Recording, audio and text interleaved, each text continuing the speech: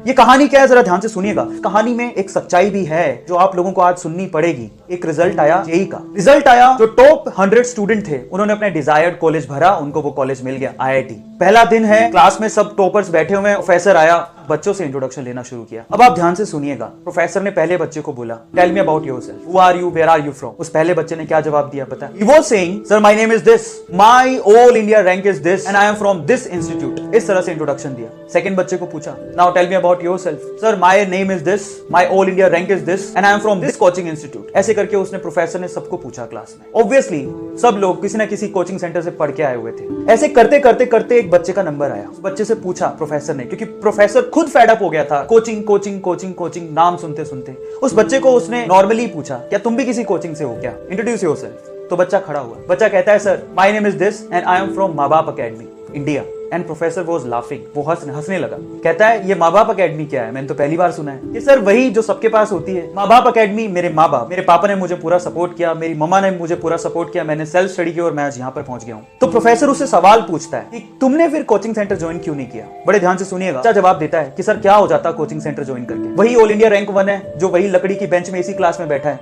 और वहीं मैं हूं 59th रैंक है सर, और मैं भी उसी क्लास में उसी लकड़ी की बेंच पे सामने बैठा हूं सर। क्या फर्क? हाँ, फर्क सिर्फ इतना है कि वो 2-2.5 लाख रुपए खर्च करके बैठा है और मैं अपने माँ बाप के 2-2.5 लाख रुपए बचा के बैठा हूं सर। सो प्रोफेसर उसकी बात को सुन के हैरान रह गया। प्रोफेसर से रहा नहीं गया। उसने फिर से एक सवाल पूछा उसी बच्चे से। कहता है, तुमने कभी तो ट्राई किया होगा इस कोचिंग इंस्टीट्यूट के लिए, कभी तो तुम गए होगे। तो उसने जवाब दिया, हाँ सर मैं गया था। मेरे स्कूल वाले जो टीचर थे वो मेरे घर आए, मेरे पापा से मिले और उनको बोलते हैं कि आपका बच्चा बहुत होनहार है, इसके लिए कुछ करो, तो किसी इंस्टीट्यूट में दाखिला दिलाओ, ये निकल जाएगा। पर मेरे पापा के पास इतने पैसे नहीं थे, तो उन्होंने अपना घर बेचकर थोड़े बहुत पैसों का जुगाड़ किया और मुझे लेकर गए इस कोचिंग सेंटर में।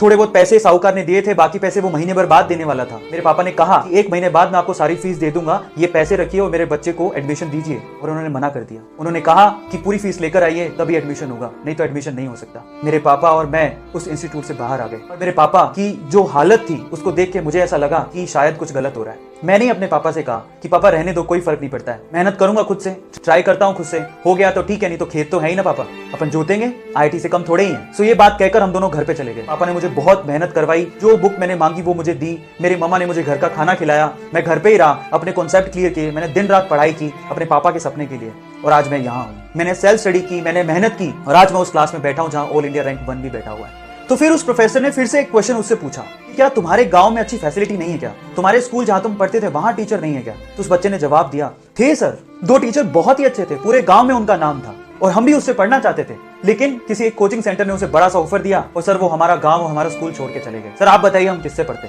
और ये सब सुन के उस प्रोफेसर ने उस बच्चे की बहुत तारीफ की क्लास में, और बहुत ज्यादा। अब क्लाइमेक्स आने वाला है स्टोरी का, ध्यान से सुनिएगा। बस इतना कहने की देर थी प्रोफेसर की, इतनी तारीफ करने की देर थी कि जो साइड में फर्स्ट रैंकर बैठा था ना, वो रोने लग गया, वो सहमने लग गया और प्रोफेसर को हाथ ऊपर करके कहता है कि सर मुझे आपसे कुछ शेयर करना है। वो कहता है कि सर मैंने आपसे झूठ बोला sir, I am sorry. Professor कहता है क्या हुआ। वो कहता है कि सर मैंने भी अपने माँ बाप की मदद से ही रैंक 1 बनाया सर, मेरे पापा ने मुझे सपोर्ट किया, मेरी मम्मा ने मुझे सपोर्ट किया और मैं यहाँ पर हूँ।